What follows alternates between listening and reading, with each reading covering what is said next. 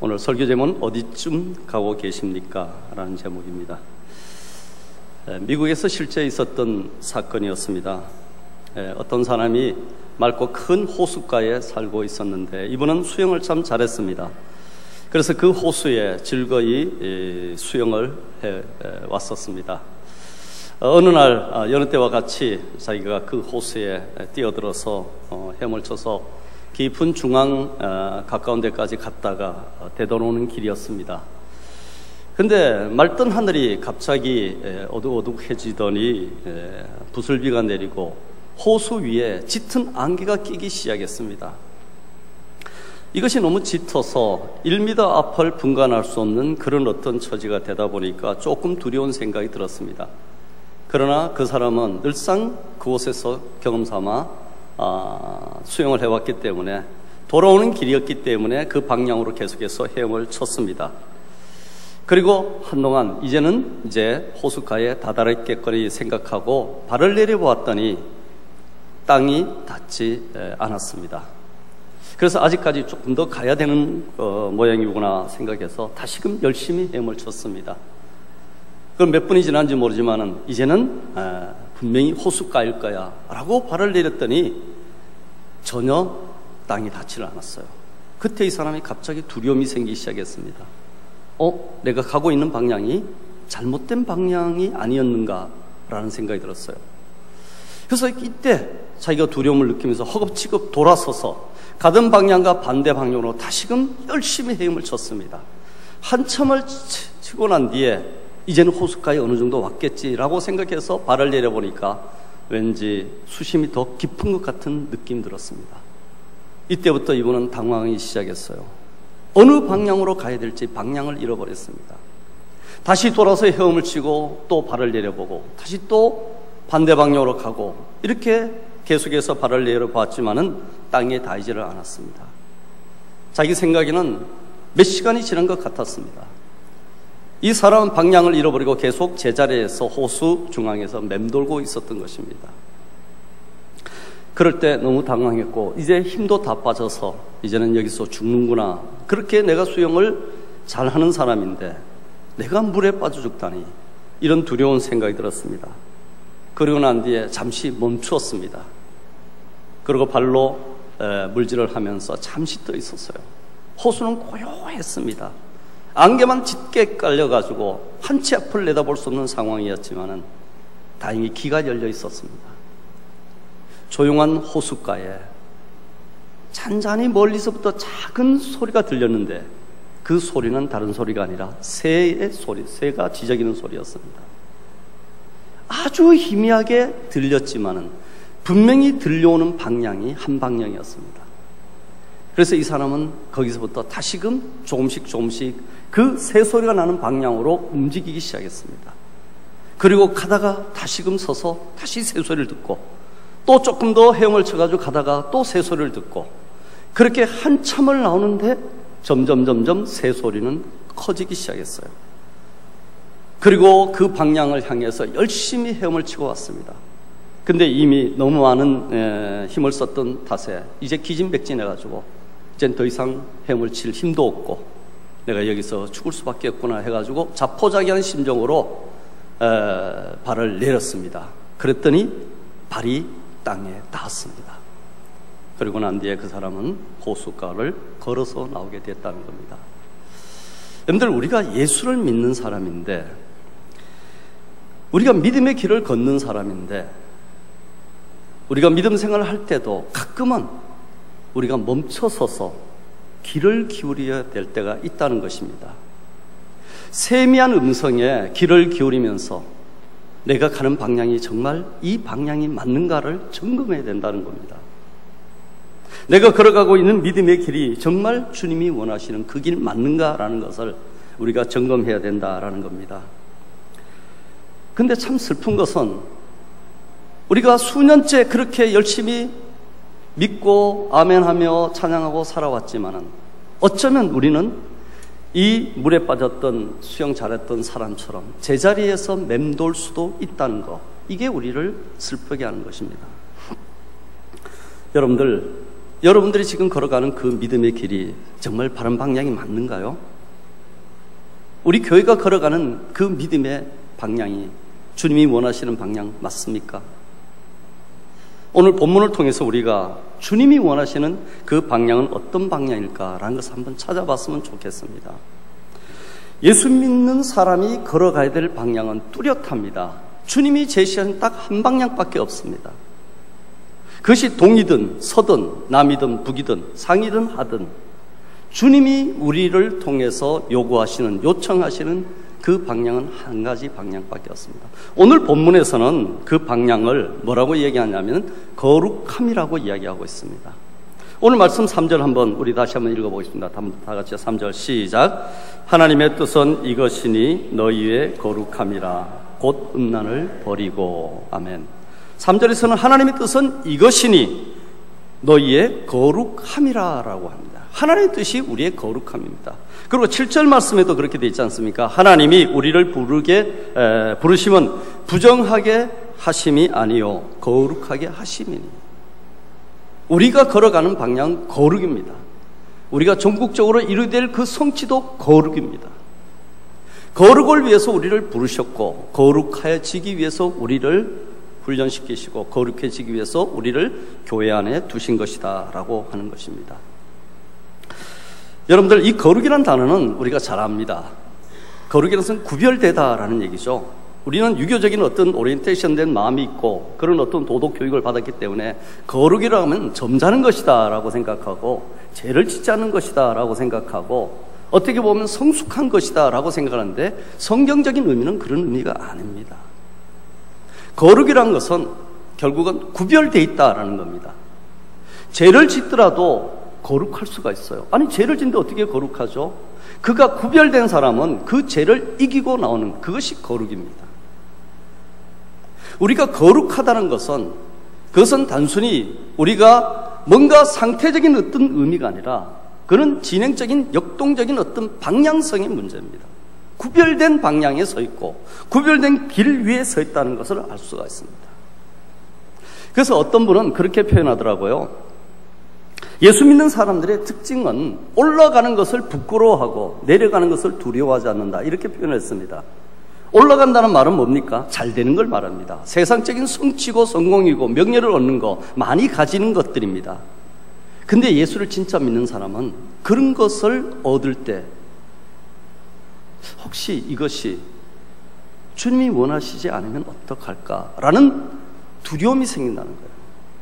근데 낮은 자리로 내려가고 그리고 더 섬기는 자리로 내려가는 것을 전혀 두려워하지 않는다는 거예요.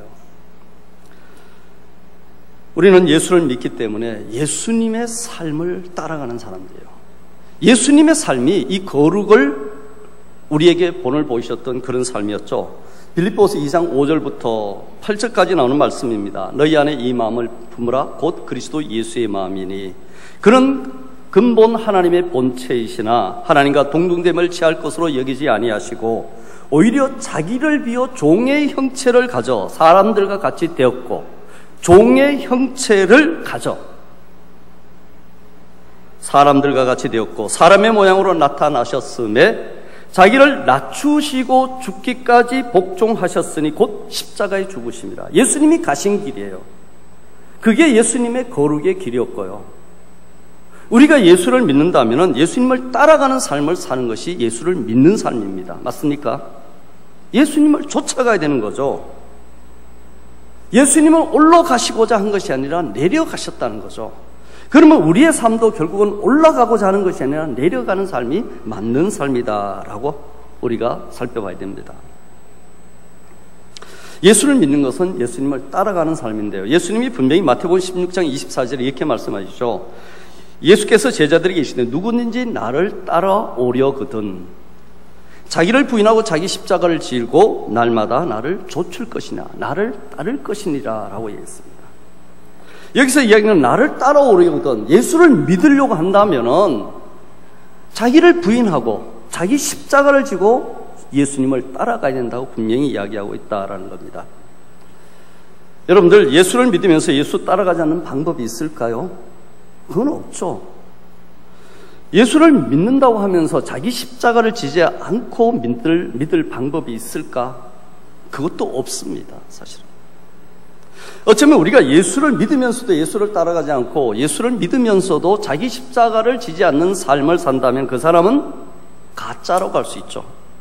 그것을 이름하여 사이비라고 합니다. 사이비란 건 뭡니까? 겉은 비슷한데 본질이 다른 것을 사이비라고 하지 않습니까? 오늘날 우리 한국교회에 이 사이비 성도들이 많지 않습니까? 아니, 사이비 목사들도 많고요. 그렇죠? 사이비 장로들도 많아요. 겉은 비슷한데 실제적으로는 뭡니까? 예수를 따라가지 않아요. 예수의 삶을 좇지 않아요. 예수님이 주신 자기 십자가를 지지 않으려고 한다는 거죠. 분명히 말씀하시기를 마태복음 7장 13절에 좁은 문으로 들어가기를 힘쓰라고 얘기했습니다. 좁은 문으로 들어가라고 했어요. 멸망으로 인도하는 문은 크고 넓어 그리로 많은 사람이 들어가는데 너희들은 좁은 문으로, 이게 자기 십자가를 지는 거예요. 이게 예수를 따르는 사람이, 이게 예수 믿는 것입니다. 그게 바른 방향이에요. 근데 어느덧 우리는 그게 싫어져요. 힘드니까. 그렇지 않습니까? 자기 십자가 쉽지 않죠. 좁은 문 들어가는 거 불편하잖아요. 그런데 우리의 초창기 신앙의 선배들은 이러한 삶의 과정을 살았던 그 순수성과 열정이 대단했습니다. 그들이 그 신앙 선배들이 가졌던 그런 모습들이 사실은 우리나라의 복음을 처음 전해줬던 그 초창기 선교사들이 그런 삶을 살았습니다. 옛날에 제가 학생들을 데리고 양화진에 한번 갔던 적이 있습니다. 양화진 어딘지 아시죠? 마포구 합정동에 있는 외국인 선교사 묘역입니다. 우리 신앙교육을 위해서도 가끔은 한 번씩 가볼 필요가 있는 것 같아요. 저도 중고등부 제자반 아이들을 데리고 지금 계획을 잡고 있습니다. 언제쯤 한번 갈 것인가.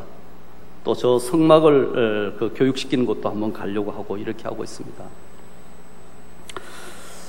그 양화진에 묻혀있는 많은 선교사님들의 아름다운 이야기들은 정말 우리가 어떻게 예수를 믿어야 되고 예수를 믿는 삶이 무엇인가를 명확하게 들려주는 그런 부분이 많이 있습니다.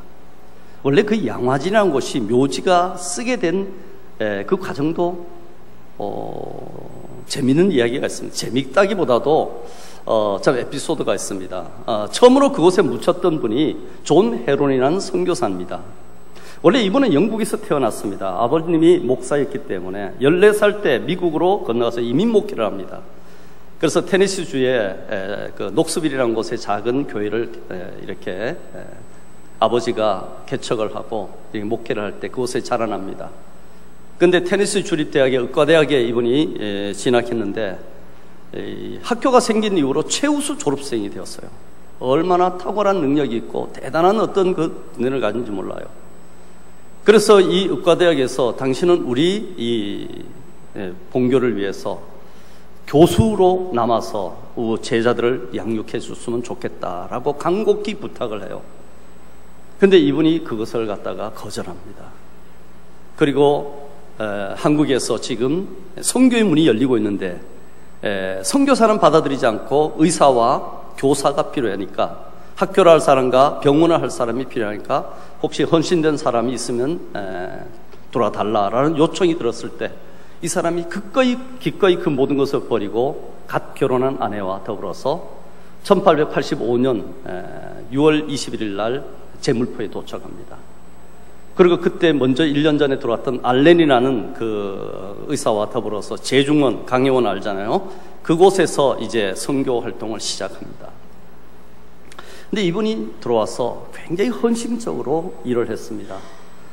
열악한 환경 속에서 먹을 것도 변변찮고 풍토병도 굉장히 심했던 그곳, 우리 조선이었는데 그만 이분이 너무 헌신적으로 하니까 병약해지고 그래서 들어온 지 5년 만에 1890년 7월 달에 이분이 그만 한국 땅에서 돌아가셨습니다. 돌아가시고 나니까 이제 문제가 되었던 것이 이분의 묘를 써야 되지 않습니까? 어디에 묘를 쓸 것인가 라는 것이 큰 문제가 되었어요. 그럴 때 이제 서양 사람들의 풍수보는 묘란 것은 집에서 가까운 곳에 보통 씁니다. 가장 많이 쓰는 곳은 자기가 다녔던 교회의 뒷뜰에 묻히기를 굉장히 원하죠. 아니면은 동산 이제 가족의 어떤 그 집이 있으면 그 근처 옆에 동산에다가 묻는 것이 보통인데 우리나라 사람은 그렇지 않았어요. 무덤이란 것은 멀리 떨어져 있어야 돼요. 마을에서 멀리 떨어져 있고 민가에서 멀리 떨어진 산속이라든가 이런 곳에 떨어져 있어야 되는 거예요. 그게 우리나라 풍습에 달랐습니다. 그래서 외국인 선교부가 모여가지고 이 헤론의 묘를 쓰려고 하는데 이분이 살던 원래 집이 어디에 있었냐면 덕수궁 바로 뒤쪽에 그게 정동이라는 게 있습니다. 정동 감리교회가 있는 그곳에 이분이 한옥을 갖다가 사가지고 기거하고 있었어요. 그 뒷뜰이 있어가지고 그 뒷뜰에다 묘지를 쓰려고 하니까 난리가 났습니다. 조선에서는 자기 집 안에 묘지를 쓴 적이 없다는 거예요. 더군다나 이성계가 한양에 도읍을 하고 있는데 4대 문을 세워놓고 이렇게 성곽을 건축하고는 2가지의 금지 명령을 내립니다. 억불 숭유 정책이라고 들어보셨죠? 불교를 배척하고 유교를 갖다 숭상하는 이 조선이 4대문 안에는 절대 절간을 세우지 못한다라고 명령을 내렸고요. 또 하나가 뭐냐면은 궁궐이 있는 곳에 이 4대문 안 도성에는 묘지를 절대 쓰지 못하게 돼 있어요. 그래서 궁궐에서 30리 떨어진 곳에 전부 다 묘지를 쓰도록 명령이 되었습니다. 그런데 이 헤론의 묘지를 갖다가 정동, 그것도 그 궁궐 바로 옆에, 덕수궁 바로 옆에 있지 않습니까? 그곳에 묘지를 쓴다니까 난리가 났어요. 유생들이 들고 일어나고요. 하급 관리들이 와가지고 막 데모를 하기 시작해요. 안 된다고 막 그냥 그걸. 그러니까 7월달 무더위 속에서 이분이 돌아가셨는데 시신은 나날이 부패하고 썩은 냄새가 나는데 장례를 치를 곳이 없어요. 그래서 조선 이 조정에서는 뭐라고 했냐면 외국인 묘지가 제물포 있으니까 그곳에 갖다 써라 라고 이야기하니까 그곳까지 가는 것이 너무 힘들다. 7월달이 이 무더위에 어떻게 가겠느냐, 못 간다. 이 도성 근처에라도 우리가 쓸 수 있도록 해달라. 그러니까 실갱이가 벌어졌어요. 그러다 한 3, 4일 지나고 난 뒤에 이게 뭐 부패한 시신이 냄새가 나오니까 도저히 안 되겠다 해가지고 미국 공사관 뜰에다가 잠시 가묘를 쓰려고 하니까 그것마저도 허락을 안 하는 거예요, 지금. 그러다 계속 하급 관리와 이 외교 선교부하고 이렇게 대화를 하던 도중에 그럼 좋다, 우리가 양보할 테니까 한강 있는데 한강 건너편 그 야산 비슬게 써라 그랬어요. 그래서 선교사님들이 그곳에 가보니까 그곳은 완전히 모래밭이에요. 도저히 묘를 쓸 수 없어. 여기 봐라, 뭐 어떻게 여기 묘를 쓸 수 있겠나. 안 된다, 다른 곳을 알아봐 달라. 그래가지고 수소문을 해가지고 이리저리 찾다 보니까 조선 마을이 있는 곳, 이 백성들이 있는 곳에는 절대 외국인 이 묘지가 못 들어오게 합니다. 이 야소교 귀신이 붙는다고 그래가지고 도저히 못 들어오게 해요. 산을 줄령하는 사람이 없었습니다. 그러다 이래저래 밀고 당기다가 결국은 지금 마포구 합정동에 있는 그 절두산 옆에 있는 바로 그 양화진이라는 곳을 허락을 받았습니다. 원래 양화진이라는 곳은 거기는 바로 뭡니까? 나루터가 있는 곳이었어요. 많은 사람들이 인천을 통해서 이렇게 오고 갔던 백길이 있던 항구였습니다. 그런데 이곳에는 사람들이 많이 왔다 갔다 하는데 외진 곳이어서 조선시대부터 이곳은 사형 집행 장소였어요. 김옥균이도 거기에서 사형 집행을 당했고요. 전봉준, 동학혁명군의 그 녹두 장군이었던 전봉준도 거기서 목배임을 당했죠. 그리고 병인양요 때 많은 어떤 캐톨릭 신도들이 그곳에 전부 다 사형 집행을 당했던 장소입니다. 조선 사람들은 그것이 두려운 장소가 됐고요. 어떻게 보면 저주받은 장소가 되었고 불결한 장소가 됐어요. 그런데 그곳에다가 묘지를 쓰라고 하니까 조선 조정에서도 받아들인 거예요. 그래서 할 수 없이 양화진에다가 이 헤론 선교사의 무덤을 만들었다는 겁니다. 그때부터 선교사님이 돌아가시면 그 양화진 묘역에 하나, 둘 묘지가 늘었고요. 어떤 경우는 선교사님들 들어와서 3개월 만에 돌아가신 여선교사님도 있어요. 그리고 여기 와서 풍토병 때문에 견디지 못하고 태어난 지 1개월 만에 죽은 아이도 있고요. 2살 된 아이도 있고 이렇게 해가지고 묘지가 하나 둘 늘어가면서 거기는 어떻게 보면 순교의 현장처럼 거룩한 하나님의 종들이 묻혀있는 장소가 되었습니다. 여러분들 그곳에 가면은 우리가 예수를 믿는 것이 어떻게 믿어야 되는가라는 것이 명확하게 나옵니다. 미국에 있었다면 상류층으로서 아름답게 살 수 있고 부자로 살 수 있고 그 많은 명예를 가지고서 넉넉하게 선교를 할 수도 있었을 텐데 굳이 이 외진 조선 땅에 와가지고 그렇게 목숨을 버렸냐라는 것이죠. 여러분들 우리가 결국은 걸어가야 될 길이라는 것은 다른 게 아닙니다. 이러한 방향으로 우리가 걸어가야 된다는 거예요.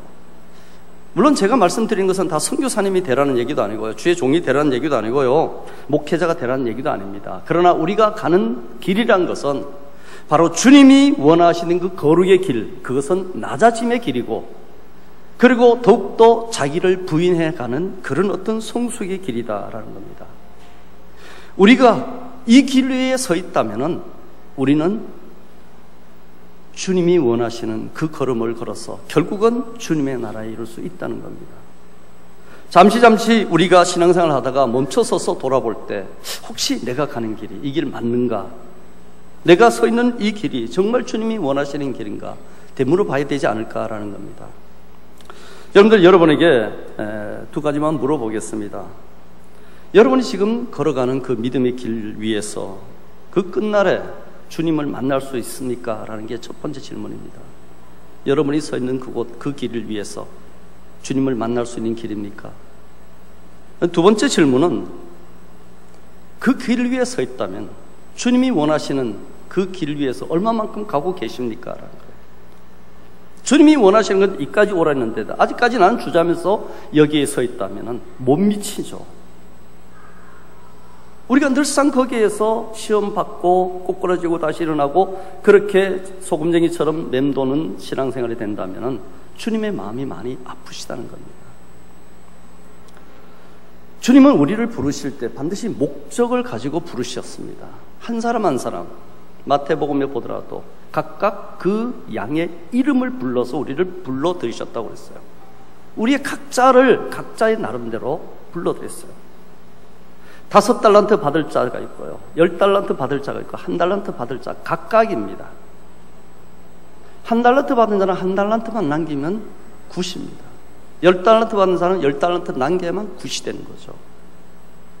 각자의 사명이 있고 각자의 어떤 부르심이 있는데 그 모든 것들은 하나님의 거룩을 이루어 나가는 겁니다. 목표는 그겁니다.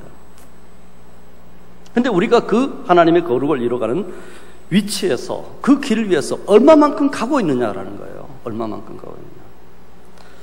제가 잘 모릅니다만 불교 얘기를 하나만 한번 해보겠습니다. 우리나라에 들어온 불교를 대승불교라고 합니다. 저 동남아시아에 퍼진 불교를 소승불교라고 그러죠. 그 대승불교, 우리나라 쪽에 들어온 불교가 가장 중요하게 여기는 불경 중에 하나가 화엄경이라는 그 불경이 있다고 합니다. 내용은 잘 모르지만 그 함경에서 굉장히 중요한 계율이 십지품이라는 게 있는데요. 이거는 수행의 단계를 10단계로 나누었습니다. 그 첫 번째 단계는 환희지라고 하는데 이 환희지 첫 번째 단계가 깨달음에 눈을 뜨면서 기쁨으로 가득 차 있는 경지를 갖다가 환희지라고 이야기합니다. 그 다음에 두 번째 이구지라든가 세 번째 단계 명지, 길지 이렇게 계속되다가 마지막 단계가 10번째 단계가 무슨 단계냐면 법운지라고 하는데요. 이 법운지의 단계에 이르면 해탈의 단계에 들어간다는 겁니다. 그리고 중생의 고통과 그 다음에 번뇌의 불길을 스스로 꺼버릴 수 있다는 거, 스스로. 그 자기가 신적인 경지에 올라가 있다는 거죠. 근데 참 감사하게도 저도 어릴 때 불교의 그 문화 언저리에 살았던 사람이기 때문에 조금은 압니다만은 불교는 끊임없이 자아 성찰과 계속해서 수련을 해야 되죠. 수행을 해야 되는 그런 종교 아니겠습니까? 그런데 첫 번째 단계부터 시작해서 10번째 단계까지 가는 그것이 고난의 길입니다. 고행의 길이에요. 그런데 불교의 구원가는 그 10번째 단계에 이르러서야 구원이 이루어지는 거예요. 아무리 수행을 잘하는 사람도 그까지 가기가 쉽지가 않아요. 보통 사람들은 첫 번째, 두 번째 단계에서 머무르다가 그냥 10번째 단계 맛도 못 보고 끝나는 것이죠. 근데 우리 기독교의 구원가는, 불교의 구원가는 차원이 다릅니다만은, 평면적으로는 비교는 불가능합니다만은, 기독교의 구원은 무엇입니까? 첫 출발이 구원이에요. 이미 구원을 이루고 출발했어요. 우리는 하나님의 자녀가 되고 믿음 생활 시작하면은 그때 벌써 구원은 완성되었어요, 우리한테. 이미 already 완성되었어요. 그리고 거기서부터 출발해서 걸어가는 모든 길은 하나님의 자녀로서 성숙을 향해서 거룩을 향해서 우리가 달려가는 길이 되는 거예요. 불교의 구원과는 마지막 종국에 가서 10번째를 이루어야만이 겨우 취할까 말까 하는 것을 이미 우리는 처음부터 이미 구원의 완성을 가지고 출발하는 거니까, 이 기독교의 구원의 이 환이란 것은 대단한 거예요, 이거는. 그래서 불교를 굉장히 심취하다가 하나님을 만난 사람은 신앙생활에 뜻뜻 미시간할 수가 없어요. 엄청나게 열정적이 될 수밖에 없어요. 너무 이것이 큰 은혜인 줄 알기 때문에, 이 구원의 이 은혜가 얼마나 놀라운 것인지 알기 때문에 그냥 살아가지를 못합니다. 그런데 불교에서 아까 얘기했던 십지품이라는 이 단계에서 수행자들이 수행을 하다가 나는 어느 단계에 있는가 이렇게 비교해 볼 때, 나는 2단계에 와 있구나. 아직 멀었네. 더 열심히 정진해야지. 그리고 내가 한 7단계에 와 있으면 얼마 안 남았네. 더 열심히 내가 용맹전진해야 돼. 이렇게 자기를 가늠할 수 있는데요, 우리의 신앙생활에도 이런 어떤 믿음의 수준을 가늠할 수 있으면 얼마나 좋을까라는 거예요. 여러분들, 우리는 이런 어떤 십지품이라는 어떤 풍계가 있습니까? 우리한테는 뭐 성경에 나오는 것이 특별한 게 없지 않습니까? 가끔 주유소에 가보면은 어떤 경우에는 주유소에 그 기름 탱크를 열고 긴 이렇게 막대기 같은 걸 넣지 않습니까? 쭉 꼽았다가 이렇게 끌어올려가지고 마지막에 기름이 어느까지 묻어있는가 보고서 기름의 잔량이 얼마구나라는 걸 알 수 있듯이, 우리도 우리의 믿음의 수준을 이렇게 쭉 한번 자로 재가지고 딱 꺼내보고 어느 정도인가라는 걸 알 수 있으면 참 좋겠습니다. 단계를 알 수 있으면. 근데 우리는 특별한 게 그런 게 없어요. 그런데 우리가 지금 현재 믿음의 단계에 어느 쪽 와 있을까라는 게 궁금해질 때가 참 많습니다. 저도 똑같습니다. 근데 분명히 성경에는 믿음의 단계가 있다고 이야기하는 겁니다. 히브리서 5장 12절 14절에 보면 그런 말씀 있지 않습니까? 때가 오래되었으므로 너희가 마땅히 선생이 되었을 터인데 너희가 다시 하나님의 말씀의 초보에 대하여 누구에게 가르침을 받아야 할 처지이니 단단한 음식은 못 먹고 전이나 먹어야 할 자가 되었도다. 이는 저절 먹는 자마다 어린아이니 의의 말씀을 경험하지 못한 자요, 단단한 음식은 장성한 자의 것이니 그들은 지각을 사용함으로 연단을 받아 선악을 분별하는 자들이니라. 여기 보면 분명히 어린아이 수준이 있고요, 장성한 자의 수준이 따로 있지 않습니까? 믿음의 단계가 있다고 이야기하는 겁니다. 그러면서 히브리서 기자가 이야기하는 것이, 지금 너희들 연수로 봐서는 마땅히 선생이 되어 있어 장성한 자에 들어가야 되고 단단한 음식을 먹을 수 있는 수준에 이르러야 되는데 아직까지도 젖먹이 수준에 있느냐는, 아직도 이빨이 뭡니까? 젖니에 젖니. 영구치로 바꿔지지를 않았어요. 단단한 음식을 보면은 먹지를 못하고 개워내고 늘상 이렇게 시험에 들고 막 합니다. 저는 성경적인 측면에서 믿음의 단계를 3단계로 한번 구분을 해봤어요. 그 첫 번째 단계가 방금 말씀드린 젖먹이 단계입니다. 이거는 태어나는 단계예요. 하나님을 이제 막 만난 경험이 있는 그런 단계입니다. 그런데 이 젖먹이 단계, 어린아이 단계는요, 혼란합니다. 시험에도 많이 들어요. 옛날에 제가 좋아했던 G.O.D의 김태우라는 친구가 있습니다. 지금도 뭐 노래를 잘 부르는데요. 2001년도에 발매했던 그 길이라는 노래, 혹시 들어보신 적 있습니까? 그 가사에 그런 가사가 있다. 나는 왜 이 길에 서 있나? 이게 정말 나의 길일까? 자기 성찰하는 노래더라고요. 이 길의 끝에서 내 꿈은 이루어질까? 무엇이 내게 정말 기쁨을 주는지, 돈인지 명예인지, 아니면 내가 사랑하는 사람들인지 알고 싶지만 아직도 답을 내릴 수 없네. 요때가 어린아이 단계인 것 같아요. 뭔지 모르게 있긴 있는데 아직까지 명확하게 나타나지 않아요. 정말 맞는 건가? 아닐 수 있지 않을까? 이런 단계예요. 하나님은 살아계시는 분인데 정말 있을까? 이런 의심이 드는 단계. 여기 어린아이 단계죠. 이 갈등이 계속되는 단계입니다. 이 단계에는 반드시 옆에 누가 있어야 됩니까? 어린아이들은 부모가 아니면 양육이 안 되지 않습니까? 자꾸 보호를 받아야 돼요. 이 젖먹이 단계에 있는, 어린아이 단계에 있는, 믿음의 초보의 단계에 있는 분들은 늘상 시험을 많이 받아요. 교회 나오면서도 자기를 몰라준다고 시험을 받고요, 사랑을 갖다가 안 해준다고 시험을 받고, 조금 관심을 가지고 자꾸 이야기하면 이분이 왜 그러지? 혹시 내가 돈이 좀 있다고 헌금을 강요하는 거 아닐까? 또 뭔가 일을 시키려고 하는 거 아닐까? 라고 하면서 자꾸 뭔가 시험거리가 자꾸 오는 거예요. 아까도 말씀드렸지만은 수십 년의 신앙생활을 하고 나서도 똑같이 이 단계에 있는 분들이 있을 수 있다는 거예요. 혹시 내 신앙이 그러지 않은가라는 겁니다. 늘상 남의 도움을 받아야 내가 서 있어요. 남이 인정해 줘야만이 내가 뭔가 괜찮은 사람이 느껴지고요. 조금만 소홀해지면은 시험에 들어서 교회 나오지도 않고 어려움을 당하는 분들이 있어요. 그게 늘 반복적으로 계속되는 분들이 있죠. 제자 걸음하면서.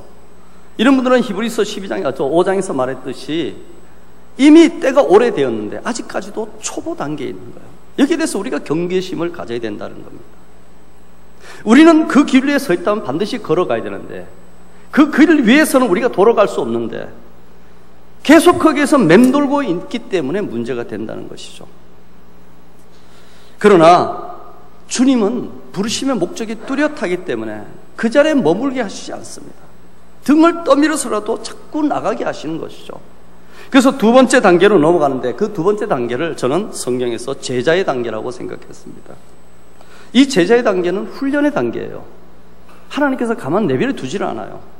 어린아이 단계는요, 하나님이 응답도 잘해주세요. 이러저러한 사람을 통해서 보호를 막 해주시고요. 시험이 들면 다시 일으켜 세워주시고요. 하나님이 이렇게 저렇게 많이 보호하셔요. 근데 제자의 단계에 딱 들어가면 주님이 돌변하십니다. 아주 혹독하게 다루세요. 기도 응답도 잘 없고요. 하나님은 침묵하시는 하나님, 멀리 계시는 하나님 거죠. 그런데 요셉이라는 사람이 아빠의 밑에서 채색옷을 입고 희희낙낙했지만은 나중에 결국 형에게 버림받아가지고 애굽으로 종살이 하러 가지 않습니까? 그때가 이제 제자의 단계를 걷는 거예요. 혹독하죠. 그 보디발의 집에서도 감옥에서도 그런 혹독한 훈련을 겪고 난 뒤에 나중에야 그가 애굽의 총리가 돼갑니다. 다윗도 물론 그래요. 광야에서 사울에게 쫓겨가지고 13년 동안 들개처럼 떠돌아다니지 않았습니까? 그것이 훈련받는 단계예요. 하나님께서는 이런 혹독한 훈련을 거치지 않는 사람을 절대 쓰지 않습니다. 불행한 것은 이 훈련 과정을 겪지 않았는데도 교회에서 직분을 가지고 뭔가 리더가 되어서 일을 할 때 이게 굉장히 본인에게도 마이너스가 되고 교회에게도 어려움을 주는 경우가 많이 있다는 겁니다. 이 제자의 단계에서는요, 내가 저희들 십자가가 무엇인지 뚜렷이 알아요. 하나님이 살아계심이 역력하게 압니다. 제가 하나님이 싫어하시는 걸 알아요. 내 삶이 무엇인지 알아요. 그런데 이것을 순종해 나가기가 쉽지가 않아요. 쉽지가 않아요. 죄를 짓고 또 회개하고 징계받고 회개하고 내 십자가를 뿌리쳤다가 다시 짊어지고 내 사명을 걷어찼다가 다시금 돌아오고 이런 반복적인 과정 속에서 자기가 조금씩 성장해 나가는 겁니다. 그러다 보면 어느덧 순종이란 것이 몸에 배이고 하나님의 뜻이란 것이 더 명확해지죠. 이 제자의 단계에 되면은 절대 돌아설 수가 없습니다. 왜 그러냐? 하나님의 은혜를 알기 때문에, 하나님이 나를 향하신 그 뜻을 알기 때문에 절대 돌아설 수 없어요. 가끔은 쟁기를 들고 뒤를 돌아보는 경우도 있지만은 절대 물러설지 못하는 단계가 이 제자의 단계입니다. 이 제자의 단계에서 가져야 될 영성은 다른 것이 아니라 버텨야 하는 거예요. 그 고난을 견뎌야 하는 거예요. 그것이 결국은 하나님께서 나를 통해서 이루실 그 목적지를 향해서 갈 때 결국은 내가 하나님 앞에 혹독한 훈련이라도 견딜 수 있도록 하나님 은혜 주시고 믿음으로 나가게 해 주시기 때문에 견뎌야 됩니다. 버텨야 됩니다. 그 자리에 계속 서 있어야 됩니다. 그렇지 않고 자꾸 뒤로 물러서면은 하나님이 그분을 어떻게 할 수가 없어요. 성령으로 시작했다가 육체로 마치는 사람이 있다고 분명히 성경은 이야기하고 있지 않습니까? 오늘 우리 3일 예배에 나오신 여러분들은 앞에 말했던 어린아이 단계, 젖먹이 단계는 이미 다 지난 걸로 저는 확신합니다. 근데 저를 비롯해서 여러분 모두가 아마도 이 제자 훈련의 단계가 아닐까라는 겁니다. 어떤 분은 이 제자 훈련을 막 시작했는 분이 있을 거고요. 이미 상당히 진행되어서 이제는 고갯마루를 넘어서 조금만 가면 이제 내리막길로 내려가는 분도 있고, 어떤 분은 이 제자 훈련의 끝에서 이제 졸업해야 될 분도 있을 수 있습니다. 어쨌든 우리가 훈련받는 단계였고, 이 제자 훈련을 어느 정도 다 받고 나면 그 다음에 세 번째 단계, 이는 주님이 마음껏 쓰시는 단계예요. 주님이 마음껏 쓰시는 단계인데 이것을 저는 종의 단계라고 저는 이야기합니다. 이를 둘러서라고 얘기하는데요. 사도들이 거의 다가 스스로를 지칭하기를 종이라고 표현했습니다. 베드로후서 1장 1절에도 베드로는 어떻게 고백했냐? 예수 그리스도의 종이며 사도인 시몬 베드로는 종을 먼저 앞세웠어요. 예수 그리스도의 종이라 표현했고요. 바울도 로마서 1장 1절에서 예수 그리스도의 종 바울은 이렇게 표현했습니다. 예수님의 친동생이었던 야고보, 유다도 똑같이 고백합니다. 하나님과 주 예수 그리스도의 종 야고보는 이라고 하고 있어요.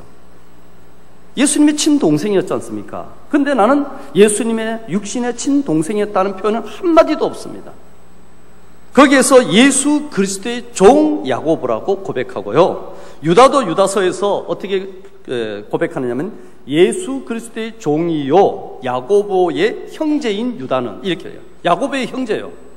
예수님의 친동생이었어요. 유다도. 그런데도 예수님의 육신의 친동생의 표현은 없고요. 야고보의 형제라고 표현하면서도 예수 그리스도의 종이라고 표현했어요.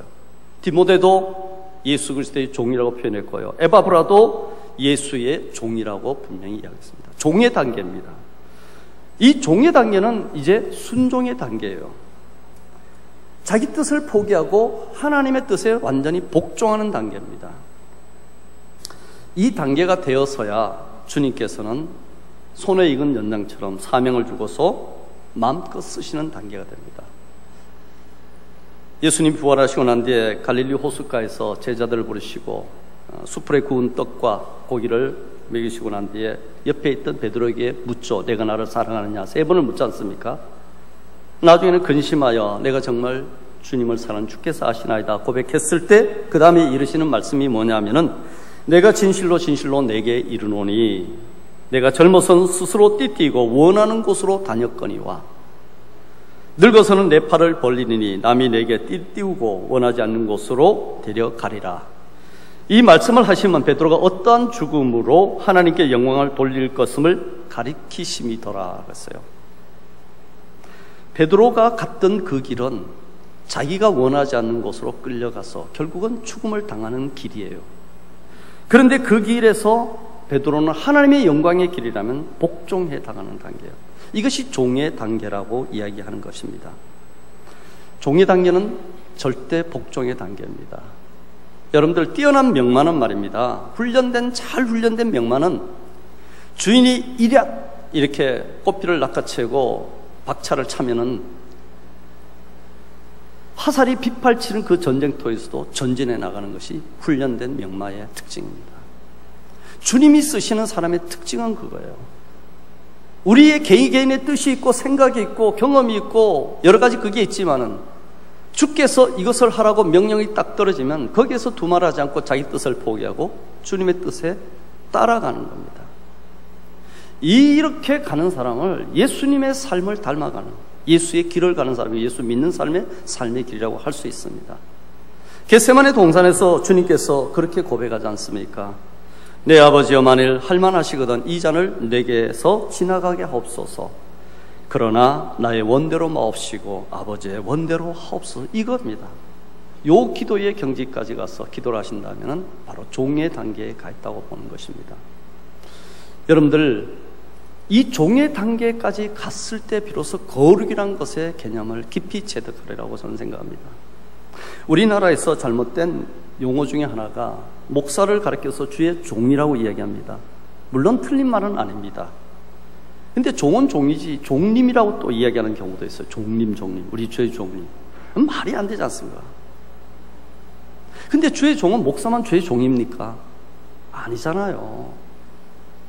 주님의 부르심을 입은 사람들의 주님이 원하시는 그 수준이 종의 단계까지 내려가는 단계예요. 이 종의 단계까지 내려갈 때 비로소 거룩을 이루는 단계예요.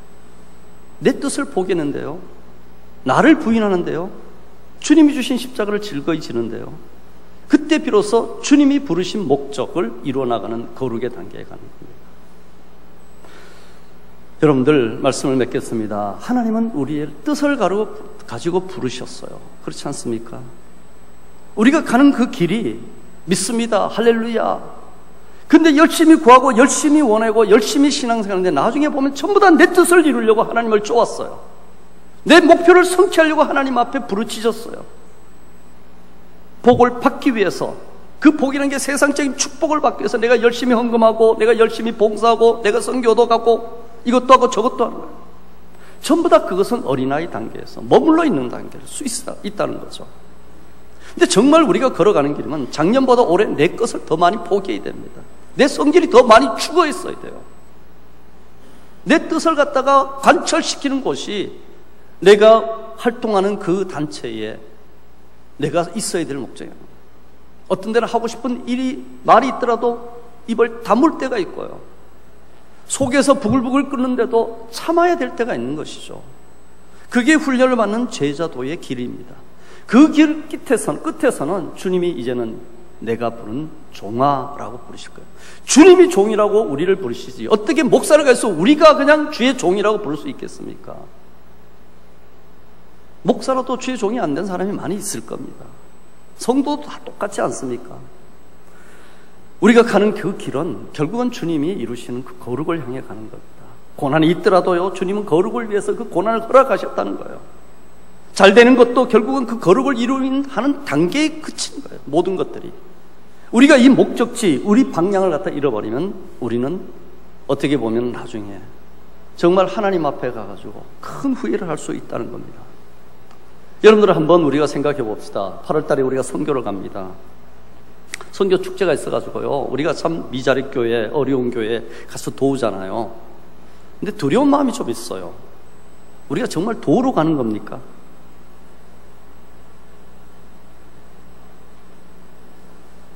선교에 대한 우리가 바른 마음, 어떤 마음으로 가야 될 건가라는 게 두려운 거예요. 우리가 헌금을 해가지고 뭔가 선물을 싸들고 거기 가서 뭐를 해주고 해주는 건데, 정말 거기에서 우리가 하나님이 원하시는 마음은 무슨 마음일까라는 거 우리가 두려워하면서 생각해 봐야 되지 않을까요? 기도하면서 그걸 찾아야 되지 않을까요? 주님은 그곳에서 왜 우리를 보내실까는 거예요.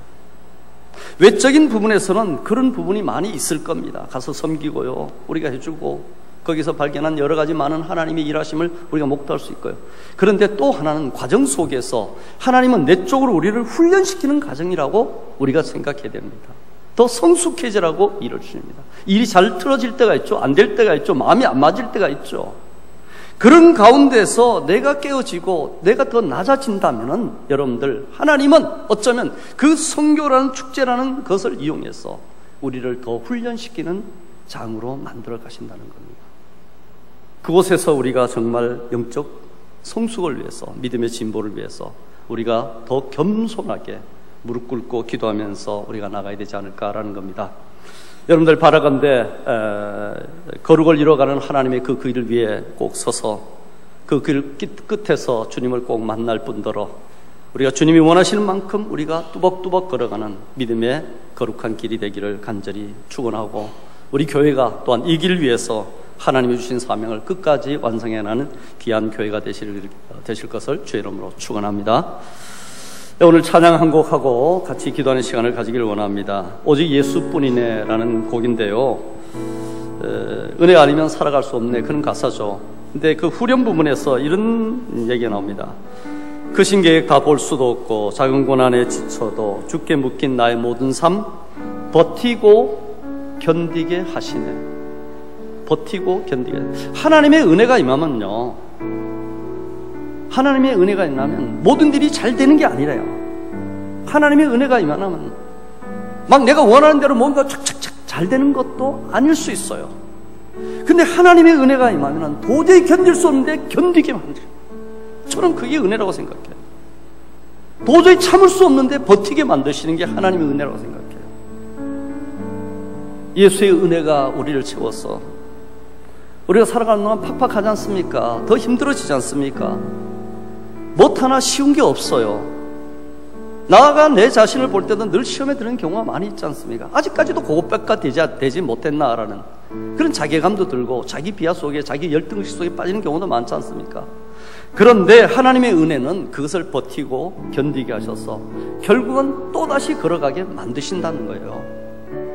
여러분들 오늘 이 찬양하면서 주님이 내게 부르신 그 부름에 우리가 화답하면서 정말 다시 한번 주의 은혜를 누리는 시간이 되기를 원합니다. 오직 예수뿐이네.